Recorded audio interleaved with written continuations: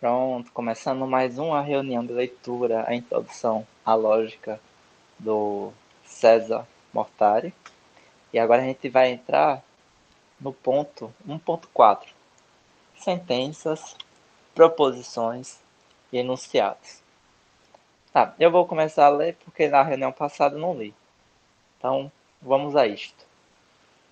Tá todo mundo visualizando bem o capítulo? Sim, Pra Belezinha, mim, então. tá de boa. Sentenças, proposições, enunciados. Para não complicar muitas coisas, vou começar supondo que você tenha uma boa ideia do que sejam palavras da língua portuguesa. Entre outras, aquelas que estão listadas no Aurélio, por exemplo. Ora, as palavras podem ser combinadas para formar diversas expressões linguísticas, incluindo as sentenças, que por sua vez podem formar argumentos, poemas, declarações de amor. Assim, vamos dizer inicialmente que uma sentença do português é uma sequência de palavras do português que contenha ao menos um verbo flexionado e alguns sinais de pontuação no português escrito, como, por exemplo, o gato está no capacho. Toda vez que faz sol, eu vou à praia. The cat is on the mat, obviamente, é uma sentença do inglês. É claro que nem toda sequência de palavras do português escrito constitui uma sentença, como você facilmente pode constatar. Os gatos tá nos capachos. Gato, capacho, casa, que está, sinó. Nenhuma das sequências de palavras acima é uma sentença de norma culta do português, o que os linguistas costumam indicar marcando-as com asterisco. Elas vão claramente contra as regras da gramática da língua portuguesa. Por exemplo, em 3, a segunda palavra, de acordo com a norma culta, deveria ser gatos, em vez de gato, uma vez que o artigo definido que precede essa palavra está no plural. E, similarmente, com relação a capacho. Essa sentença, ainda que não gramatical, no caso da norma culta do português, é gramatical em algumas variantes do português, o que já não é o caso de 4. Dessa maneira, o que determina quais sequências de palavras de uma língua constitui sentenças dessa língua é a sua gramática. Uma gramática, a propósito, nada mais é do que um conjunto de regras que dizem de que forma se pode combinar as palavras. Essas regras, claro, podem mudar e mudam com o tempo. Mas isso é uma outra história. As sentenças que podem ser classificadas em diversos tipos, mas vamos ver agora, porque nem todos eles vão poder fazer parte de argumentos. Como no argumento estamos pretendendo afirmar a conclusão com base nas premissas, tanto premissas quanto conclusão devem ser coisas que podem ser afirmadas ou negadas. Ou seja, coisas que podem ser consideradas verdadeiras ou falsas. Em vista disso, sentenças como: que horas são? Fecha a porta! Normalmente não são admitidas em argumentos. A primeira é uma pergunta, uma sentença interrogativa, enquanto a segunda é uma ordem, uma sentença imperativa. Nenhuma, nem outra, pode ser afirmada ou negada, ou considerada verdadeira ou falsa. As perguntas podem ser interessantes, inoportunas, descabidas e assim por diante. Mas fica esquisito dizer que uma pergunta é verdadeira ou que é falsa. A mesma coisa acontece com respeito a ordens e pedidos. Assim, as sentenças que nos interessam na lógica são as sentenças declarativas, aquelas que podemos afirmar ou negar, como 1 e 2. Isto exclui sentenças interrogativas, imperativas, exclamativas e assim por diante. Então, a nota de rodapé. Isto, contudo, começou a mudar nos últimos anos, pois há vários lógicos trabalhando na construção de lógicas imperativas e lógicas erotéticas de perguntas. Mas não vamos nos ocupar disso nesse livro, que é de caráter introdutório.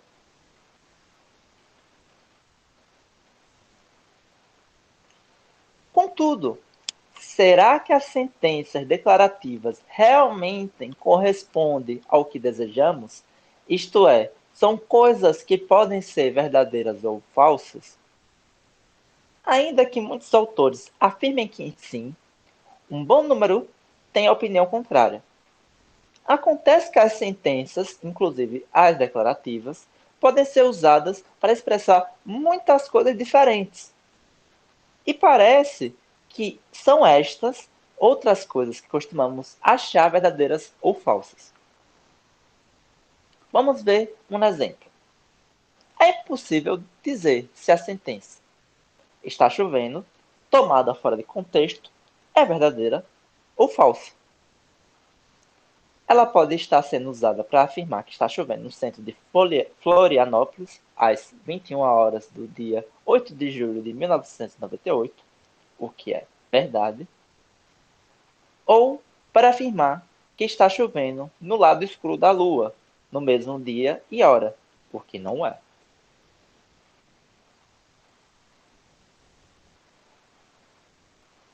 E, para piorar as coisas, supor que são as sentenças que são verdadeiras ou falsas pode implicar uma sentença sendo verdadeira e falsa numa mesma situação.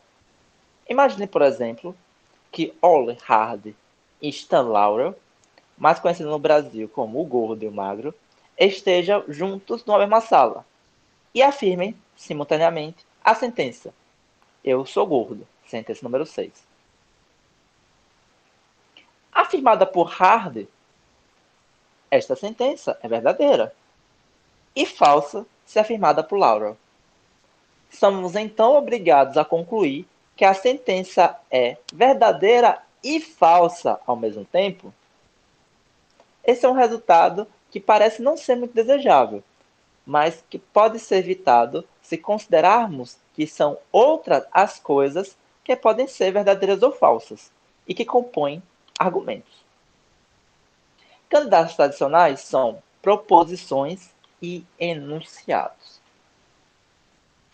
Vamos tentar esclarecer o que são ou o que estas coisas são, considerando alguns exemplos a mais, onde miau é obviamente um gato. Miau rasgou a cortina foi rasgada por miau. Sentença 7 e 8, respectivamente. É fácil verificar que temos aqui duas sentenças distintas.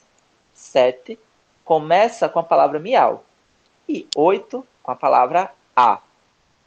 Logo, se sentenças são sequências de palavras, 8 é diferente de 7, uma vez que as sequências são diferentes. Contudo, apesar de serem diferentes, 7 e 8 têm alguma coisa em comum. Elas podem ser usadas para expressar a mesma proposição, ou seja, que miau rasgou a cortina. Mas o que é, afinal, uma proposição? Aqui a coisa se complica um pouco, pois há grande discordância sobre o que exatamente é uma proposição. É costumeiro identificar uma proposição com um significado de uma sentença declarativa. Isto, entretanto, não resolveria o problema mencionado acima com respeito a Laurel e Hart. Afinal, a sentença 6 tem um único significado, ainda que afirmada por diferentes pessoas. Fora isso, as proposições têm sido ainda identificadas com um conjunto de mundos possíveis, pensamentos, conjunto de sentenças sinônimas, estados de coisas, representações mentais e até mesmo com as próprias sentenças declarativas. Por outro lado, muitos autores estão convencidos de que proposições não existem. Afinal, você não consegue enxergar uma proposição, nem agarrar uma. Proposições não ocupam lugar no espaço, não são afetadas pela gravidade, nem refletem a luz. Na melhor das hipóteses, dizem eles, as proposições são complicações desnecessárias e podem-se muito bem trabalhar apenas com sentenças. O que proponho fazer aqui é o seguinte: vamos reservar o termo sentença para falar das sequências gramaticais de palavras e proposição para aquelas coisas que podem ser verdadeiras ou falsas, aquelas coisas que podemos saber, afirmar, rejeitar, de que podemos duvidar, em que podemos acreditar e etc. Notinha de rodapé. Estou aqui seguindo a distinção entre sentenças, proposições e enunciados, usualmente feita na semântica de situações, conforme, por exemplo, Ballwieser e Etcalmende, alguma coisa assim. A propósito, a referência bibliográfica completa das obras aqui mencionadas, você vê na bibliografia no final do livro. Então, se vocês tiverem curiosidade, já sabem. Assim, vamos caracterizar as proposições como espécies de alegações ou asserções sobre o mundo. Por exemplo, quando Hard afirma a sentença 6 acima, ele está dizendo com isso uma asserção a seu respeito. Hard, que é diferente da asserção feita por Laurel, através da mesma sentença. Dito de outro modo, Hart usa 6 para expressar a proposição verdadeira de que Ollie Hart é gordo, enquanto o uso por Laurel de 6 expressa a proposição falsa de que Stan Laurel é gordo. Quanto aos enunciados, também há divergências sobre como defini-los. Alguns autores chamam de enunciado o que estou aqui chamando de proposição.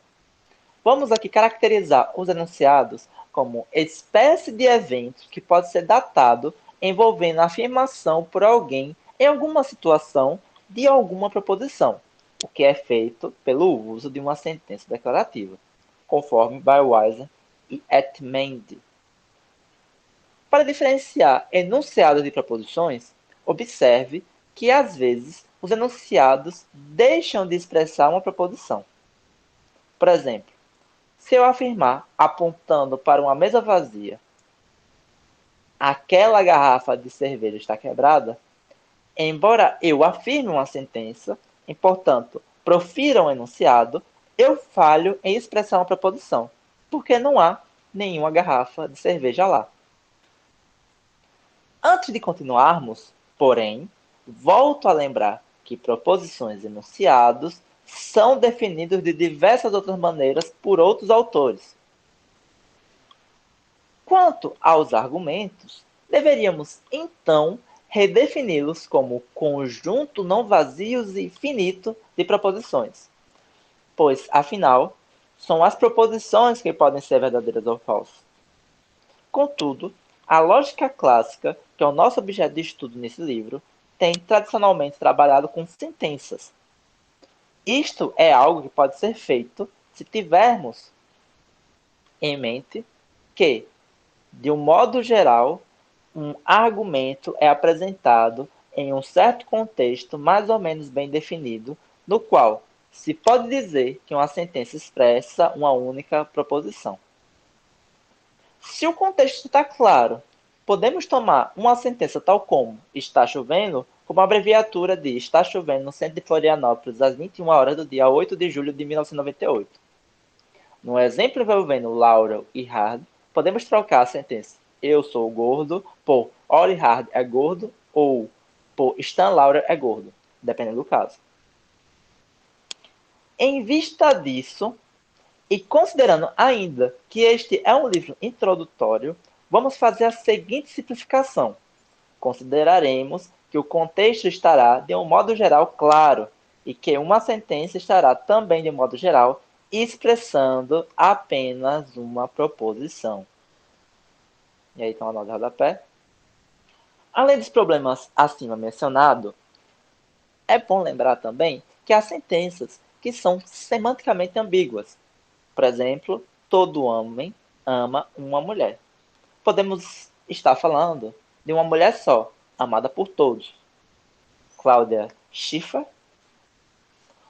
ou de mulheres diferentes, cada um dos vários homens amando uma mulher diferente. Já outras sentenças são sintaticamente ambíguas, como João viu a moça com um binóculo. Ele pode ter visto com o binóculo, ou seja, ele pode ter visto com o binóculo, ou talvez a moça tivesse com um. Qualquer coisa, se tiver dúvida, pode interromper à vontade. Esta simplificação torna as coisas mais fáceis para um livro introdutório, pois não precisamos, então, fazer uma teoria de proposições dizendo exatamente o que elas são e como as sentenças se relacionam com elas. Podemos, portanto, trabalhar diretamente com as sentenças. Assim, vamos falar de argumentos indiferentemente como conjunto de sentenças ou proposições. Esteja dito. E agora, outra pessoa se disponibilize para ler capítulo 2, Lógicas e Argumentos.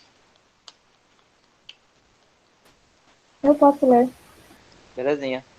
Vocês conseguem me ouvir? De boa? Eu consigo. Sim, perfeitamente. Beleza. Nesse capítulo, vamos examinar um pouco mais de detalhes os argumentos e tratar um pouco do interesse que a lógica tem neles. Falaremos da validade e da correção de argumentos, sobre argumentos dedutivos e indutivos e, finalmente, faremos uma breve digressão pela história da lógica, a validade de forma. Na definição de lógica que apresentei ao iniciar o capítulo anterior, afirmei que a lógica siga princípios e métodos de inferência. Como você se lembra, o processo de inferência ou raciocínio é um processo mental. Contudo, não estamos interessados, enquanto lógicos, no processo psicológico de raciocínio, mas sim em algo que resulta desse processo, quando se faz uma listagem das razões das que se acredite em uma certa conclusão, os argumentos. De certa maneira, você pode dizer que o raciocínio é um processo de construir argumentos para aceitar ou rejeitar uma certa proposição. Assim, na tentativa de determinar se o raciocínio realizado foi correto, uma das coisas das quais a lógica se ocupa é a análise dos argumentos que são construídos, ou seja, cada lógica dizer se estamos diante de um bom argumento ou não. Ao tentar responder essa questão, contudo, há dois aspectos distintos que temos que levar em conta. Vamos começar examinando o argumento no seguinte exemplo, e vamos também supor que Miau seja um gato preto. Aí o primeiro exemplo, premissa 1, todo gato é mamífero. Premissa 2, Miau é um gato. Conclusão, Miau é mamífero. Não deve haver muita dúvida de que a conclusão Miau é um mamífero está adequadamente justificada pelas premissas. Sendo Miau um gato, a afirmação de que todo gato é um mamífero também o inclui. Assim, ele não tem como não ser um mamífero. Mas compare esse argumento com o exemplo a seguir. Lulu, digamos, é aquela peste do cachorro do vizinho. Aí o exemplo 2, todo gato é mamífero, Lulu é um mamífero, Lulu é um gato. É óbvio que há alguma coisa errada com esse argumento. Apesar das premissas serem verdadeiras, a conclusão é falsa. Lulu é de fato um mamífero, mas ele é um cachorro. Como você sabe, existem muitos outros mamíferos além de gatos. Ou seja, ser um mamífero não basta para caracterizar um animal como um gato. Assim, as duas premissas de A2, mesmo sendo verdadeiras, não são suficientes para justificar a conclusão. Considere agora o próximo exemplo. em que Cleo é um peixinho dourado. Você diria que a conclusão está justificada? Aí o exemplo 3. Premissa 1, todo peixe é dourado. Premissa 2, Cleo é um peixe. E a conclusão, Cleo é dourado. Note, antes de mais nada, que é verdade que Cleo é dourado conforme a suposição que fizemos acima. Ou seja, podemos dizer que a conclusão é verdadeira. Mas não seria correto dizer que a conclusão está justificada com base nas premissas apresentadas, pois não é verdade que todo peixe é dourado, alguns são de outras cores.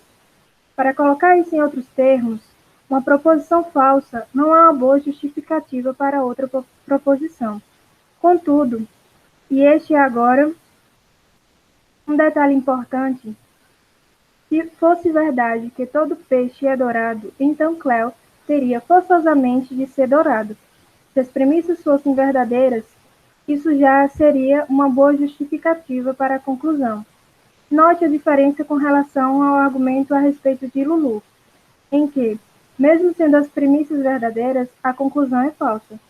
Agora, se você comparar A1 e A3, vai notar que eles são bastante parecidos. Veja, a premissa 1, todo gato ou peixe é mamífero ou dourado. Premissa 2, miau, Cleo é um gato e peixe. E a conclusão, miau, Cleo é mamífero ou dourado. Não é difícil perceber que a diferença entre A3 e A1 é que substituímos miau por Cleo, gato por peixe e mamífero por dourado. O que A1 e A3 têm em comum é a estrutura, ou forma, apresentada a seguir. Todo A é B, C é um A e C é B. Em C1, a letra C está ocupando o lugar reservado para os nomes de indivíduos, como miau e Cleo, enquanto A e B ocupam o lugar de palavras como gato, peixe, etc. Assim, se você substituir A e B por outros termos, como ave, cachorro, preto, detetive, etc., e C por algum nome como Tweet, não sei, Lulu ou Sherlock Holmes, você terá um argumento com a mesma forma de A1 e A3. Por exemplo, substituindo A, B e C pelas palavras marciano, cor-de-rosa e essa palavra que eu realmente não sei pronunciar. Respectivamente, teremos. Todo marciano é cor-de-rosa. Alguém sabe pronunciar essa palavra? Ou vamos simplesmente ignorar a pronúncia dela? Você pronuncia como a sua liberdade quiser. Você pode pronunciar como Patrícia. Patrícia Pronto. Marciano. Patrícia é um marciano. Logo, Patrícia é cor-de-rosa. A relação de A4, obviamente, as premissas e a conclusão são falsas.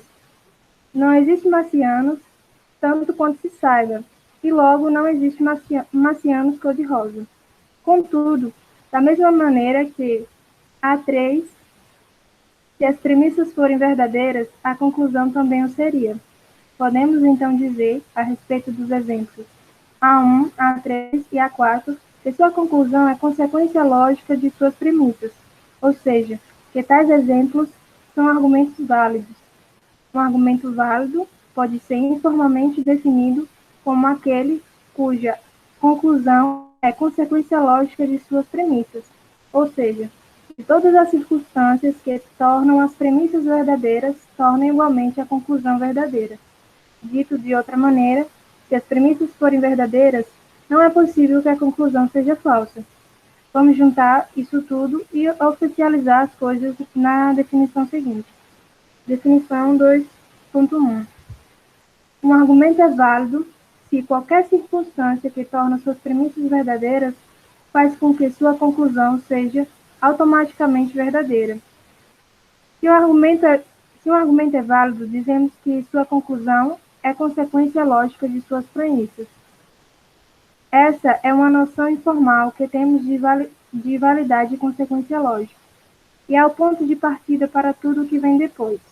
Note que Anote, antes de mais nada, que um argumento pode ser válido mesmo que suas premissas e conclusão sejam falsas, como o A4, ou que uma premissa seja falsa e a conclusão verdadeira, como o A3. O que não pode absolutamente ocorrer para um argumento ser válido é que ele tenha premissas verdadeiras e a conclusão falsa. Isso acontece, por exemplo, com A2. Nesse caso, dizemos que a conclusão de A2 não é consequência lógica de suas premissas, e A2 não é válido, ou seja, A2 é um argumento inválido. Vamos agora parar e pensar um pouco se A1, A3 e A4 são válidos e o que eles têm em comum é a fórmula P1. Será que a validade não depende da forma? Exatamente. E para corroborar isso, note que o argumento A2, considerado por nós inválido, tem uma forma diferente, a saber, P2. Todo A é B, P é um B, P é A. A diferença dessa fórmula para P1 é que as letras A e B, que ocorriam respectivamente na segunda premissa e na conclusão, trocaram de lugar. Essa pequena alteração na forma já é suficiente para que A2 seja inválido. Além disso, qualquer outro argumento que tenha a fórmula de F2 será inválido também. Considere o argumento seguinte: todo gato é mamífero, miau é um mamífero, miau é gato.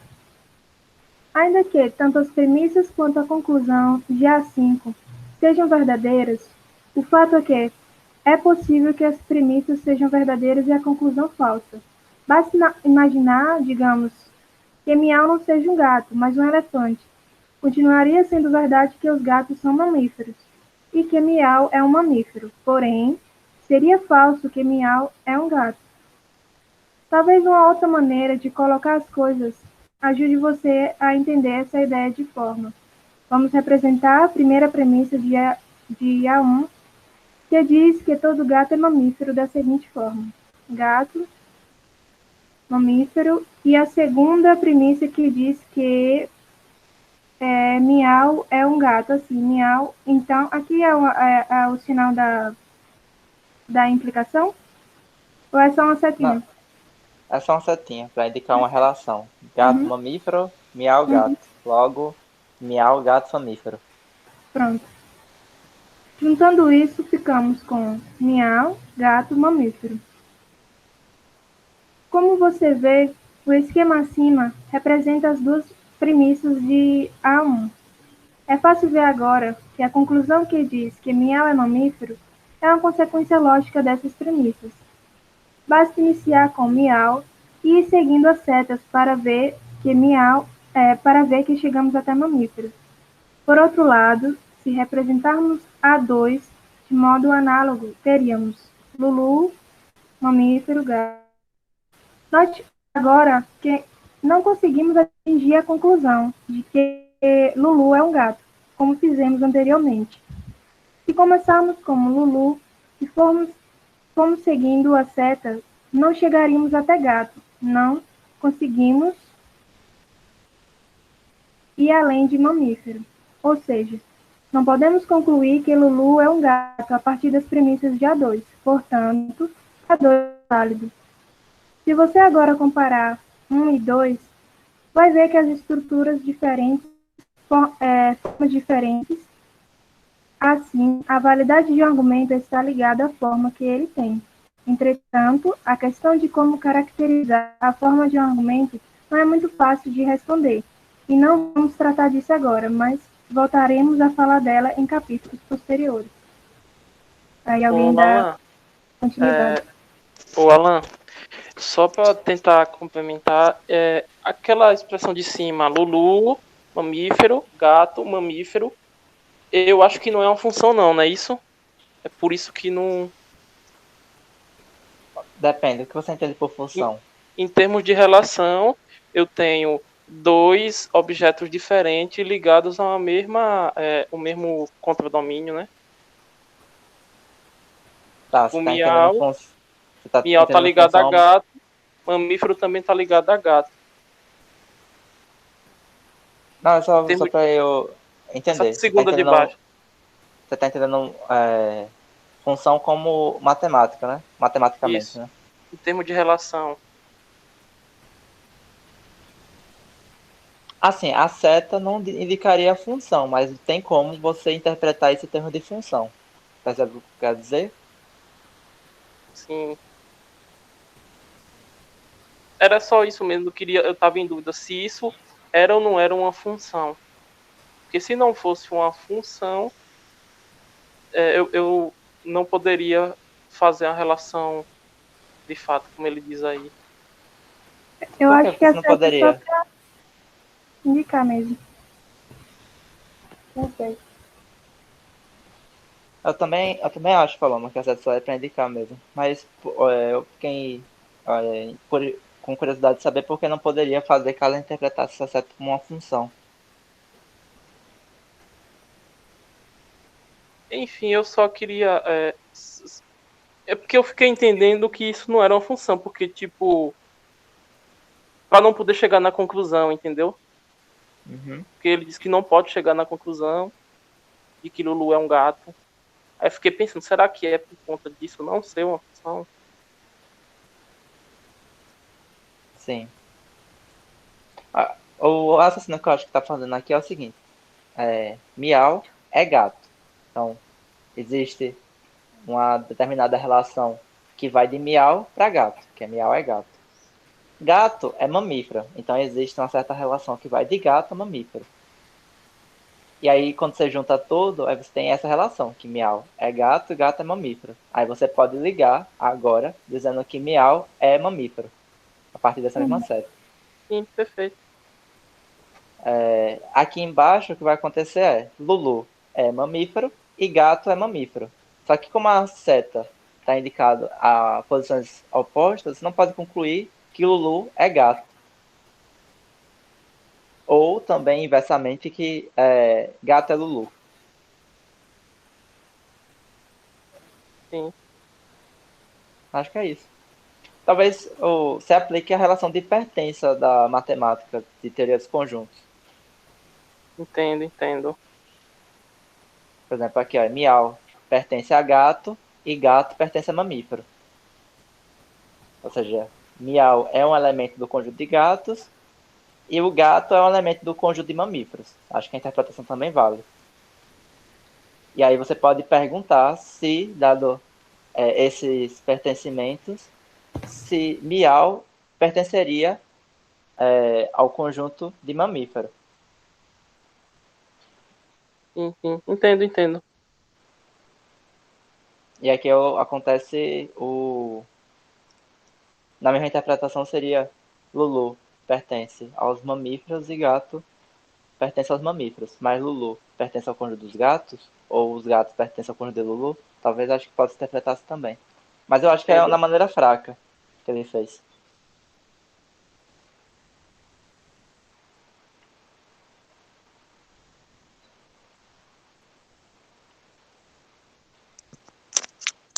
E aí, quem é o próximo a ler?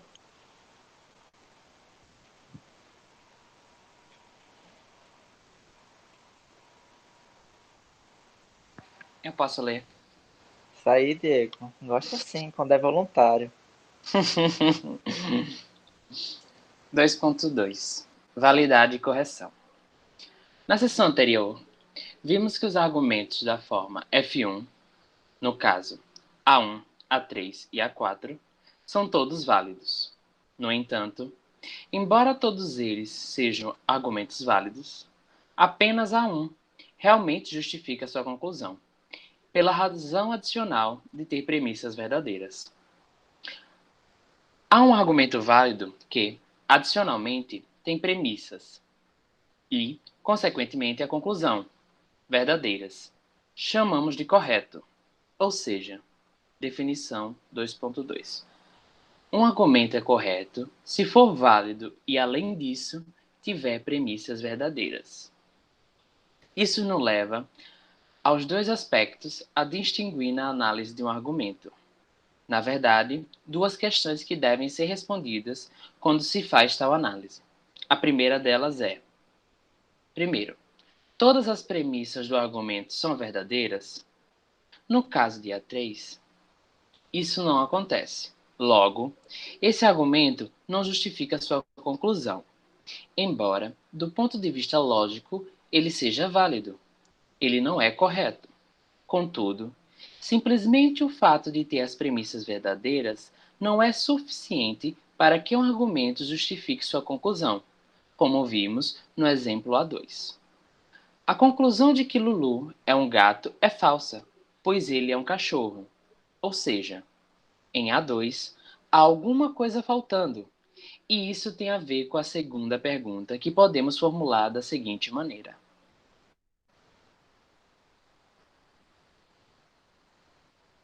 se todas as premissas do argumento forem verdadeiras, a conclusão também será obrigatoriamente verdadeira?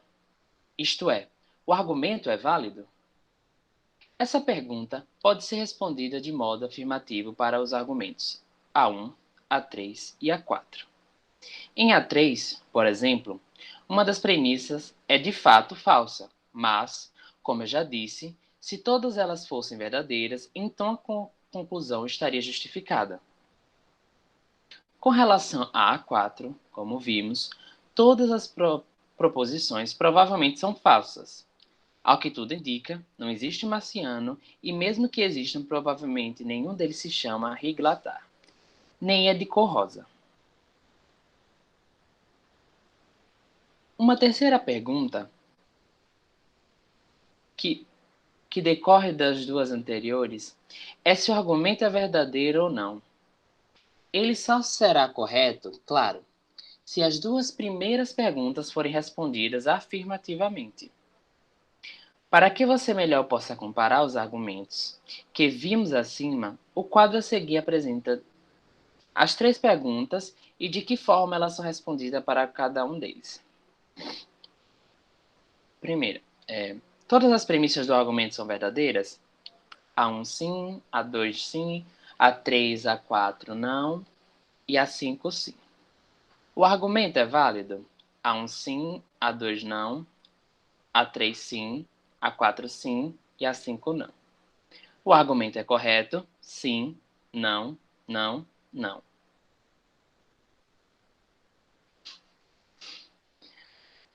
Com relação, agora, ao papel da lógica na análise dos argumentos, ela se ocupa apenas da segunda questão, a da validade.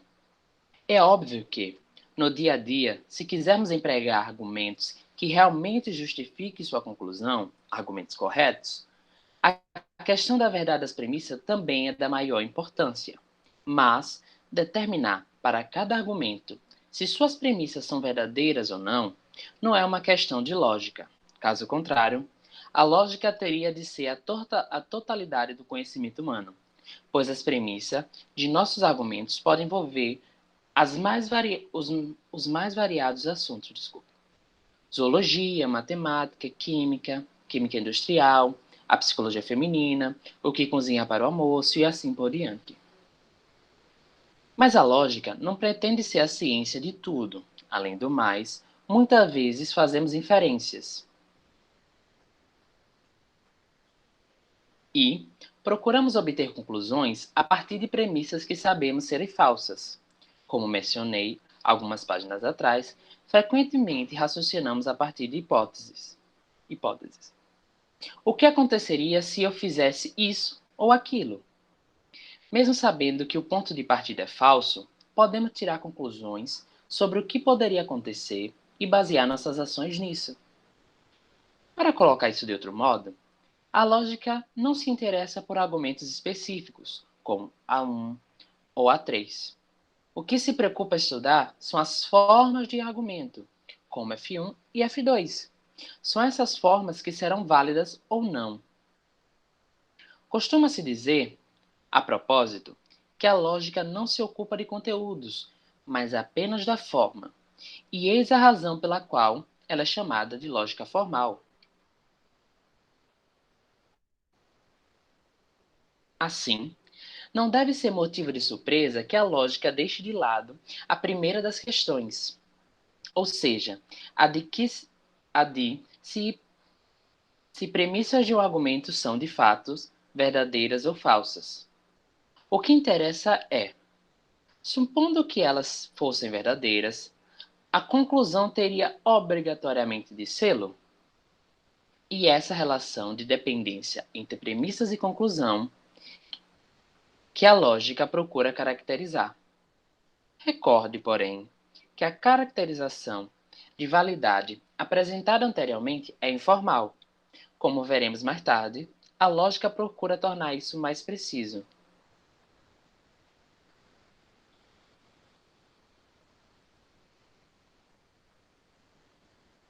Querem que eu continue?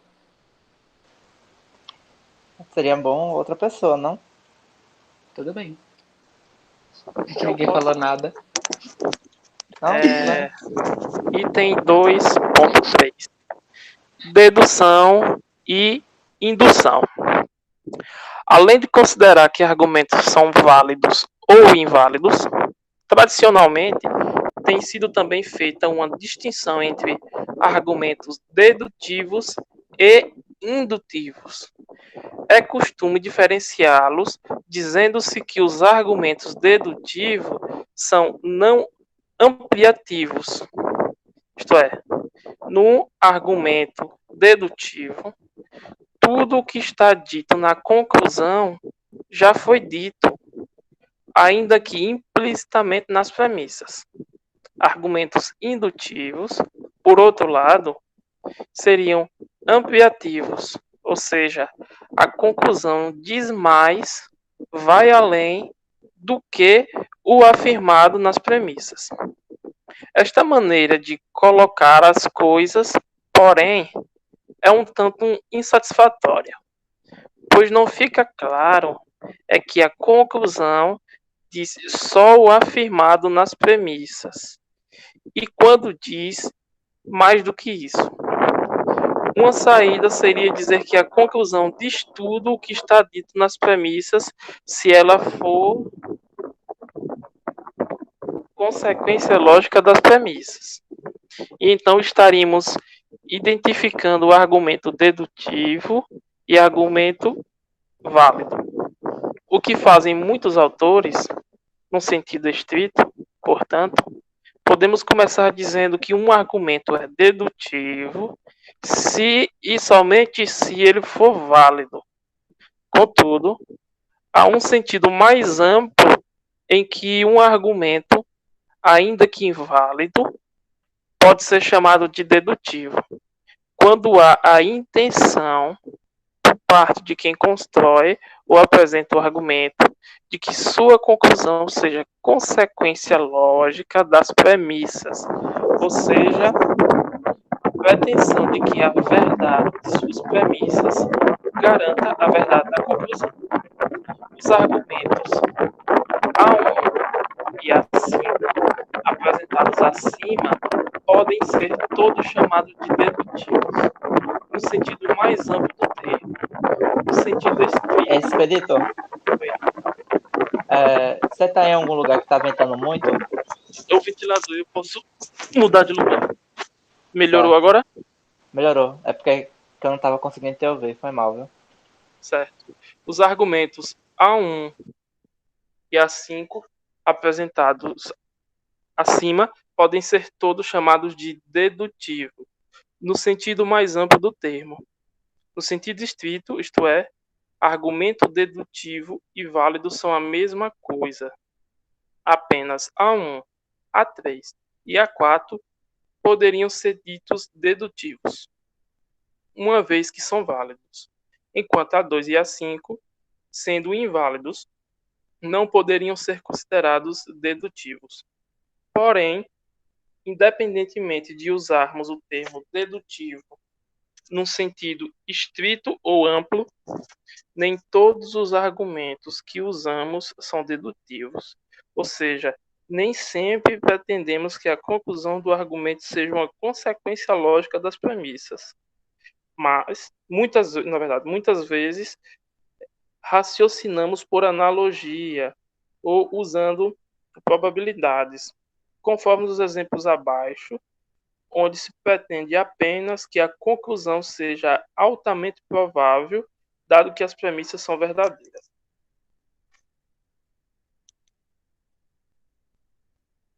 Argumento A6. 80% dos entrevistados vão votar no candidato X. Conclusão: 80% de todos os eleitores vão votar em X. Ou então, argumento 7. Esta vacina, que engraçado falar em vacina. Esta vacina funcionou bem em macacos. Esta vacina funcionou bem em porcos. Esta vacina vai funcionar bem em seres humanos. Os argumentos correspondentes a esses tipos de raciocínio são chamados de indutivo. Repetindo, não há a pretensão de que a conclusão seja verdadeira caso as premissas o forem, apenas que ela é provavelmente verdadeira. Como veremos, em grande parte do que se segue, a lógica contemporânea é dedutiva. Afinal, estamos interessados, ao partir de proposições que sabemos ou supomos verdadeiras, em atingir conclusões das quais tenhamos uma garantia de que também sejam verdadeiras. Nesse sentido, o ideal a ser alcançado é uma linha de argumentação dedutiva, em que a conclusão não pode ser falsa, caso tenhamos partido de premissas verdadeiras. Porém, na vida real, muitas vezes não temos esse tipo de garantia e temos que fazer o melhor possível com o que dispomos. É aqui que se abre espaço para argumentos como os indutivos. Mas, ao contrário da lógica dedutiva, que afinal é o objeto deste livro, a lógica indutiva não foi igualmente tão desenvolvida. Muitas propostas foram e têm sido feitas. Poderíamos mencionar a lógica indutiva de Rudolf Carnap, por exemplo. Mas tem sido muito difícil conseguir caracterizar de modo preciso o que seja um argumento indutivamente forte. Quando você diz, por exemplo, que sendo as premissas verdadeiras, a conclusão é provavelmente verdadeira, qual o grau de probabilidade necessário para que o argumento indutivo seja considerado forte? Certamente uma probabilidade de 95% é alta, enquanto uma probabilidade de, digamos, 10% é baixa. Onde, porém, colocar o limite?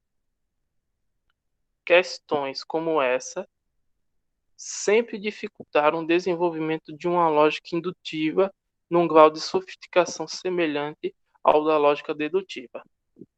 A última década, contudo, viu ressurgir um interesse muito grande em esquemas de inferência não dedutivos, em razão de aplicações em inteligência artificial. Voltaremos a falar nisso, ainda que de modo breve, no final deste livro. Mas, por enquanto, vamos começar estudando a lógica dedutiva.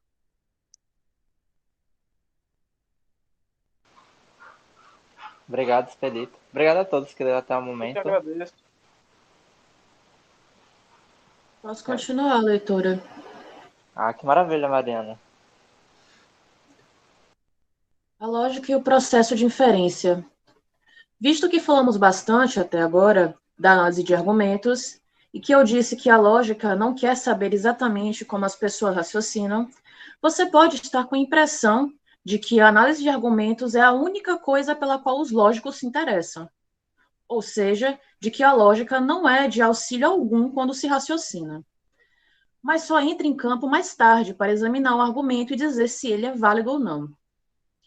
Você pode até mesmo estar imaginando que a lógica se ocupa apenas das relações entre o ponto de partida, a informação disponível, as premissas, e o ponto de chegada, a conclusão atingida, não importando como o caminho foi percorrido. Mas isso não é verdade.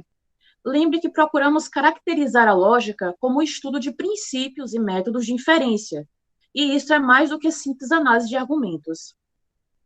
Com certeza, o objetivo central de estudo da lógica é a relação de consequências entre um conjunto de proposições e uma outra proposição. Essas proposições, claro, não precisam estar necessariamente expressas por sentenças de algumas línguas como o português. Podemos usar, em vez disso, fórmulas de alguma linguagem artificial, como temos na matemática. Mas esse estudo pela lógica de uma relação de consequência não se resume apenas em dizer se de fato alguma conclusão é consequência de certas premissas ou não, mas inclui também o estudo de técnicas que auxiliam a produzir uma conclusão a partir da informação disponível. O desenvolvimento da lógica teve como um de seus resultados a identificação de muitas e muitas regras para a produção de bons argumentos, regras que não mais são do que formas mais simples de argumento válido, como F1 acima. Sabendo que F1 é uma forma válida de argumento e dispondo da informação que 1. Todo filósofo de mesa de bar é desmiolado e 2. Setembrino, ok, é um filósofo de mesa de bar, você pode exclamar, ahá, e tirar a conclusão de que se o pobre Setembrino é desmiolado. Ao fazer isso, você aplicou a forma válida F1 à informação de que você dispõe, tirando uma conclusão.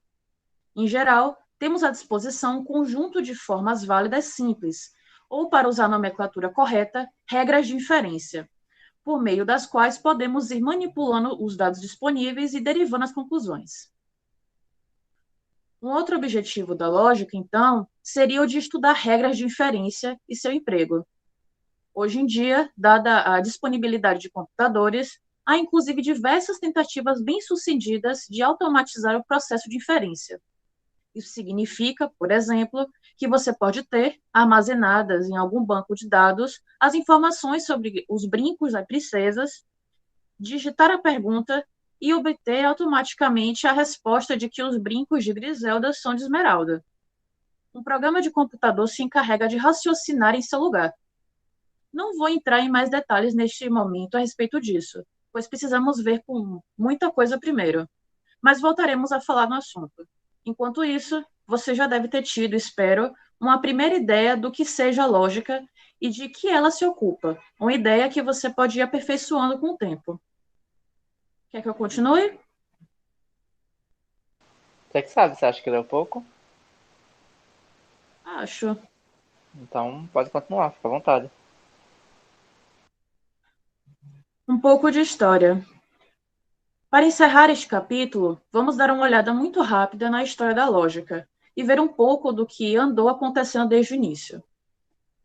A lógica como disciplina intelectual foi criada no século IV a.C. por um filósofo grego chamado Aristóteles, do qual certamente você já ouviu falar. É claro que, já antes de Aristóteles, havia uma certa preocupação com a questão de validade dos argumentos, por exemplo, por parte de sofistas e de Platão. Mas estes pensadores, embora se tenham ocupado um pouco de tais questões, de fato nunca desenvolveram uma teoria lógica, nunca procuraram fazer um estudo sistemático dos tipos de argumento válido, ao contrário de Aristóteles, que, assim, fundou a lógica praticamente a partir do nada.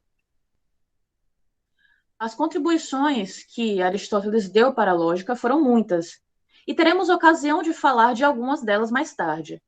Por enquanto, gostaria apenas de mencionar sua teoria do silogismo, que constitui o cerne da lógica aristotélica.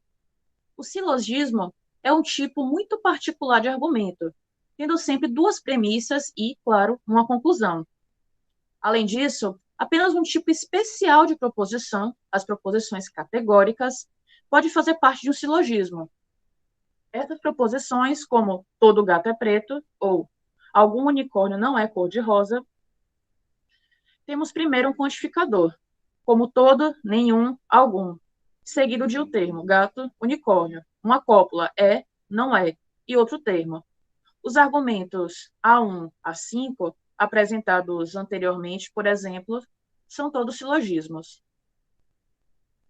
O que Aristóteles procurou fazer foi caracterizar as formas de silogismo e determinar quais delas são válidas, quais não, o que ele conseguiu com bastante sucesso. Como um primeiro passo no desenvolvimento da lógica, a teoria do silogismo foi extremamente importante. Contudo, restringir os argumentos utilizáveis a silogismos deixa muito a desejar. Existem apenas 19 formas válidas de silogismos. Aristóteles falava em 14, pois considerava, da mesma forma, alguns silogismos que, mais tarde, foram classificados como tendo uma forma diferente. A teoria do silogismo é, assim, bastante limitada. Por razões históricas, contudo, a lógica de Aristóteles foi considerada a lógica até bem pouco tempo atrás. Não que outros gregos não se tivessem ocupado de lógica. Houve outros, especialmente os megáricos, e mais ainda os estoicos, como os Crisipo, que desenvolveram uma lógica diferente de Aristóteles, e certamente tão interessante quanto a dele. Essa teoria forma a base do que hoje em dia se denomina lógica proposicional, da qual ainda vamos falar. Na Grécia Antiga, no entanto, essas teorias foram encaradas como rivais, embora, na verdade, elas se complementem. Poderiam ter sido reunidos numa só teoria, mas havia uma certa inimizade entre aristotélicos e estoicos, e isso acabou não acontecendo. E, como as obras dos estoicos não resistiram ao tempo, o que ficou conhecido na Idade Média, e daí por diante, como lógica, foram apenas os escritos de Aristóteles, e os melhoramentos introduzidos pelos lógicos depois dele, particularmente pelos medievais. Isso levou o filósofo alemão Immanuel Kant a afirmar, no prefácio de sua Crítica da Razão Pura, que a lógica tinha sido inventada pronta por Aristóteles, e nada mais havia a fazer. Um caso... Vocês podem me interromper, eu só estou lendo. Um caso Tranquilinho, célebre Mari. de... Oi? Tranquilinho, pode ler sem preocupação. Certo. Um caso célebre de previsão errada. Não muito depois dessa infeliz afirmação de Kant, a partir da metade do século XIX, a coisa começou a mudar, e o marco inicial foi a publicação, em 1849, de Investigação sobre as Leis do Pensamento, de George Boole. Esse livro deu início à simbolização ou matematização da lógica, que constituiu em fazer, numa ciência simbólica, artificial, o que Aristóteles havia começado em grego. Boole, na verdade, apresentou um cálculo lógico, hoje bastante conhecido também como álgebra booleana, contendo um número infinito de formas válidas de argumento. O grande avanço para a lógica contemporânea, no entanto, veio com a obra do filósofo e matemático alemão, vou falar só o Frege, mais precisamente em 1879, com a publicação da Conceitografia. Ao contrário de Aristóteles e mesmo de Boole, que procurava identificar as formas válidas de argumentos, a preocupação básica de Frege era a sistematização do raciocínio matemático, ou, dito de outra maneira, encontrar uma caracterização precisa do que é uma demonstração matemática. Você sabe que na matemática, para mostrar que uma proposição é verdadeira, um teorema, não se recorre à experiência ou à observação, como em várias outras ciências. Na matemática, para colocar as coisas de um modo simples, a verdade de uma proposição é estabelecida por meio de uma demonstração dela, isto é, uma sequência argumentativa, dedutiva, mostrando que ela se segue logicamente de outras proposições aceitas, ou já mostradas verdadeiras. Ora, Frege havia notado que os matemáticos da época frequentemente cometiam erros em suas demonstrações, supondo assim que certos teoremas estavam demonstrados, quando na verdade não estavam. Para corrigir isso, Frege procurou formalizar as regras de demonstração, iniciando com regras elementares, bem simples, sobre cuja aplicação não houvesse dúvidas. O resultado que revolucionou a lógica foi a criação do cálculo de predicados, um cálculo lógico que é o objeto de estudo de boa parte deste livro. O uso por Frege de linguagens artificiais, à maneira da matemática, fez com que a lógica contemporânea passasse a ser denominada simbólica ou matemática, em contrapartida à lógica tradicional, expressão que passou a designar a lógica aristotélica, isto é, a teoria do silogismo. Desde então, a lógica tem se desenvolvido aceleradamente, tanto que, hoje em dia, ela conta com dezenas de especialidades e subespecialidades. Considera-se, inclusive, a lógica não mais como uma parte da filosofia, tal como, digamos, ética ou metafísica, mas como uma ciência independente, como a matemática ou a linguística. Embora o objetivo inicial da lógica fosse a análise de argumentos, o uso de linguagens artificiais ampliou seu âmbito de atuação. As linguagens da lógica passaram a ter outros usos. Por exemplo, passamos a poder representar informação em geral por meio delas. Hoje em dia, nota-se o grande papel da lógica em investigações científicas de ponta, como é o caso da inteligência artificial, particularmente nas áreas de representação de conhecimento e demonstração automática. Estima-se até mesmo que a lógica tem ou terá a mesma importância para a inteligência artificial que a matemática tem para a física teórica. E, para finalizar, note que podemos até utilizar a lógica como linguagem de programação. É o caso, por exemplo, de Prolog, uma linguagem cujo nome significa precisamente programação em lógica.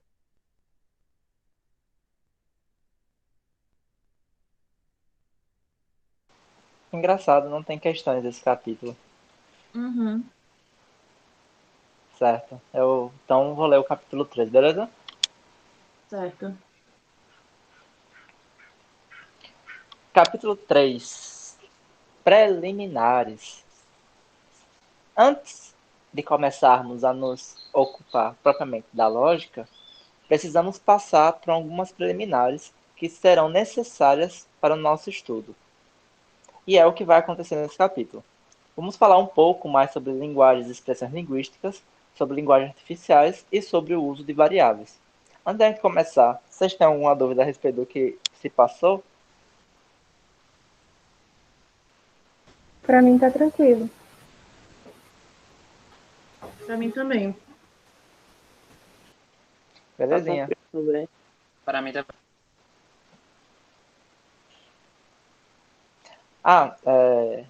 Só para falar a título do nosso grupo, né? O Ciclo de São Cristóvão. Aquela parte que a Mariana leu anteriormente é uma das coisas que justifica a gente começar o estudo do fundamento das ciências contemporâneas pelo Frege na parte da lógica matemática. É justamente aquele trecho que justifica a escolha desse autor. Certo? Entendo.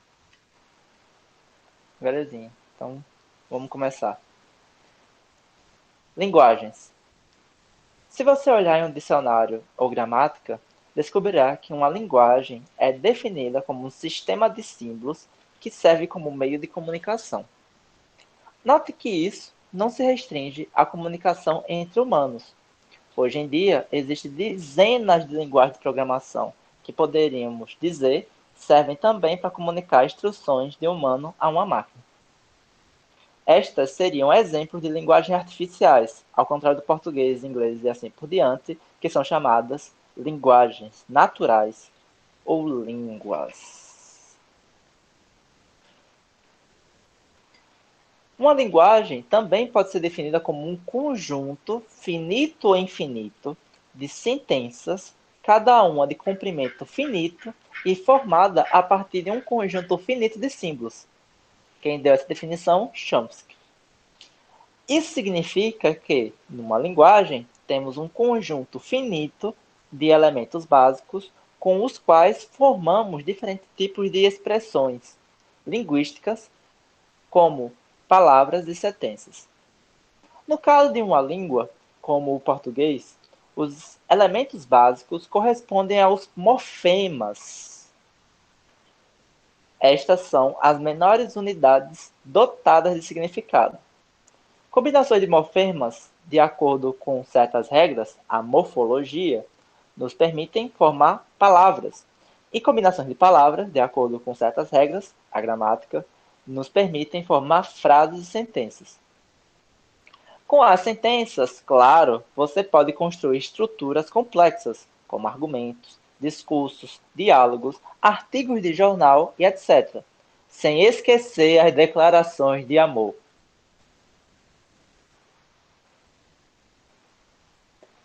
Há É três importante. níveis. É importante, declarações de amor são super importantes. Há três níveis em que se pode estudar uma linguagem. O primeiro corresponde à sintaxe, que se ocupa com o aspecto estrutural dos objetos linguísticos. Por exemplo, ao dizer a palavra gato, começa com a letra G, ou que a sentença miau é um gato e Lulu é um cachorro é um período composto, estamos dizendo coisas que pertencem ao âmbito da sintaxe. As regras gramaticais, a propósito, são, em geral, regras sintáticas. A sintaxe, assim, fica num nível puramente formal. Ela se ocupa das relações formais entre símbolos da linguagem, a maneira pela qual os símbolos se combinam, e não diz nada a respeito de significados. Estes já fazem parte de uma outra dimensão no estudo das linguagens e são objeto de investigação da semântica. A semântica se ocupa dos significados das expressões linguísticas, isto é, das relações entre expressões linguísticas e seus significados, coisas que estão fora da linguagem. Uma terceira dimensão é a pragmática, que estuda o uso das construções linguísticas pelos falantes de uma língua. Note que a semântica e pragmática são coisas bem diferentes. Para dar um exemplo, a sentença "está muito quente aqui", obviamente significa que no lugar onde o falante se encontra, seja lá onde foi isso, ele está fazendo muito calor. Não, melhor, está fazendo muito calor. E parece ser também óbvio que essa sentença não significa algo como "abra a janela, por favor". Contudo, em termos pragmáticos, isso pode ser exatamente o que o falante está indiretamente querendo dizer. Ao invés de um pedido direto, faz-se um circunlóquio. As pessoas costumam fazer rodeios para falar, você sabe disso. Da mesma forma, se alguém lhe perguntar se você sabe que horas são, um simples sim será insuficiente como resposta. Quem fez a pergunta claramente espera que você informe que horas são, 9h30, por exemplo. Contudo, se olharmos apenas para o significado da sentença, esquecendo sua dimensão pragmática, consideraremos que a pessoa apenas perguntou se você sabe ou não as horas. Vou ler um pouquinho mais, beleza? Beleza. Linguagens artificiais. Ao contrário de uma língua que surge e evolui com um grupo de indivíduos, estando, portanto, em constante mudança, uma linguagem artificial tem uma gramática rigorosamente definida, que não se altera com o passar do tempo. Como você terá a ocasião de ver nos capítulos seguintes, a lógica faz uso dessas linguagens, também chamadas de linguagens formais. As razões são as de que, tendo as linguagens artificiais uma gramática precisa, sempre se pode dizer se uma expressão da linguagem é gramatical ou não, o que é frequentemente difícil com as linguagens naturais como o português. Depois, como já mencionei, a lógica faz abstração de conteúdos e preocupa-se apenas com as formas dos argumentos. Assim, fica mais difícil trabalhar com linguagens artificiais. Assim, fica mais fácil trabalhar com linguagens artificiais, nas quais as palavras são substituídas por símbolos. O primeiro a ter a ideia de usar linguagens artificiais foi o matemático e filósofo alemão Gottfried Wilhelm von Leibniz, no século XVII. Sua ideia era desenvolver uma língua filosófica, ou característica universales, que seria uma linguagem artificial espelhando a estrutura dos pensamentos. Ao lado disso, ele propõe o desenvolvimento de um cálculo raciocinator, ou melhor, um cálculo ratiocinator, melhor dizendo, um cálculo que permitiria tirar automaticamente conclusões a partir de premissas representadas na língua filosófica. Assim, quando homens de bem fossem discutir algum assunto, bastaria traduzir os pensamentos para essa linguagem e calcular a resposta. Os problemas estariam resolvidos.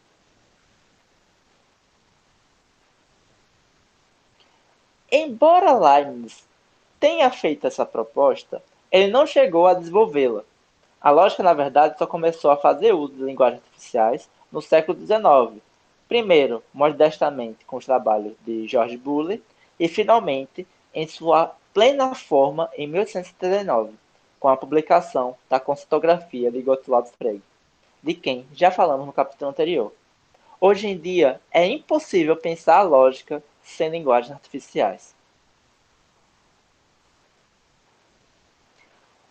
Uma linguagem artificial consiste em um conjunto de símbolos básicos ou caracteres chamado de alfabeto da linguagem, junto com uma gramática ou regras de formação, um conjunto de regras que dizem como combinar esses símbolos para formar as expressões bem formadas da linguagem, como os termos e fórmulas, o que corresponde, digamos, às palavras e sentenças do português. No capítulo 6,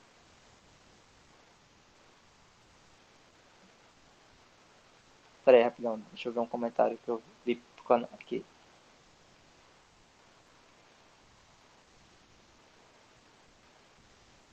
Sim, daria, sim. Realmente. Eu não lembrava que estava tão detalhado no Mortari, não.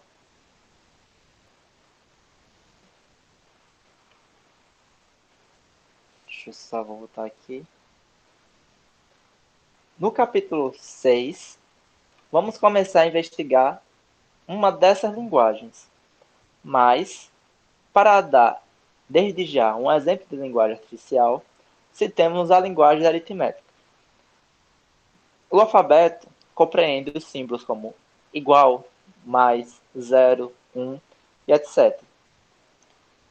Só um título de curiosidade, quando ele fala esses sinais, ele está falando do sinal mesmo. Esse sinal gráfico você vê que são duas barras paralelas, desculpa. Esse outro sinal gráfico que são um cruzamento de duas linhas. Essa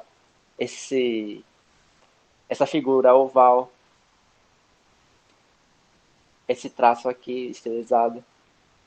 E há um conjunto de regras que não iremos ver aqui, que nos permitem dizer que esta combinação de símbolos, 4 mais 5 igual a 9, é uma fórmula da aritmética, enquanto a próxima, maior que mais 6 igual menor que, obviamente não é.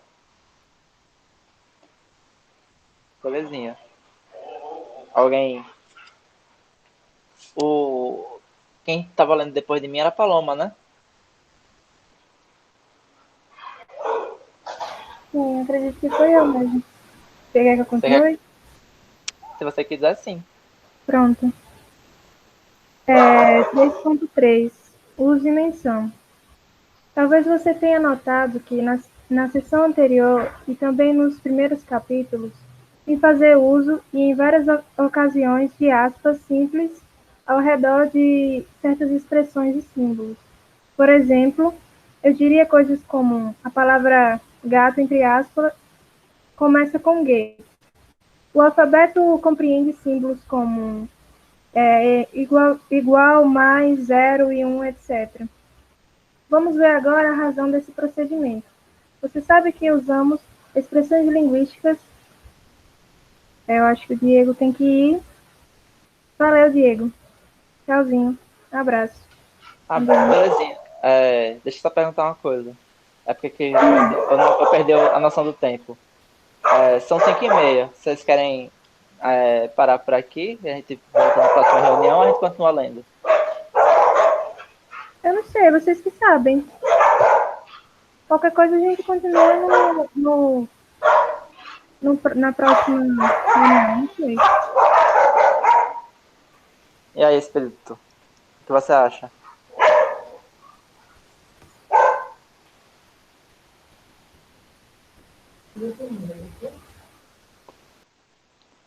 Eu acho que a gente pode parar por aqui, porque o Diego já foi. A gente já deu uma boa lida, eu acho. É Talvez. verdade. Uhum, Pra não saturar, né? sim. Então a gente começa depois a partir disso. Exato. Né? Bora aproveitar que essa parte inicial ainda não tá colocando os exercícios e a gente avança bem Uhum, mesmo. sim. Foi legal. Muito obrigado, gente. Foi mesmo. Vou parar a gravação aqui, beleza? Beleza. Beleza.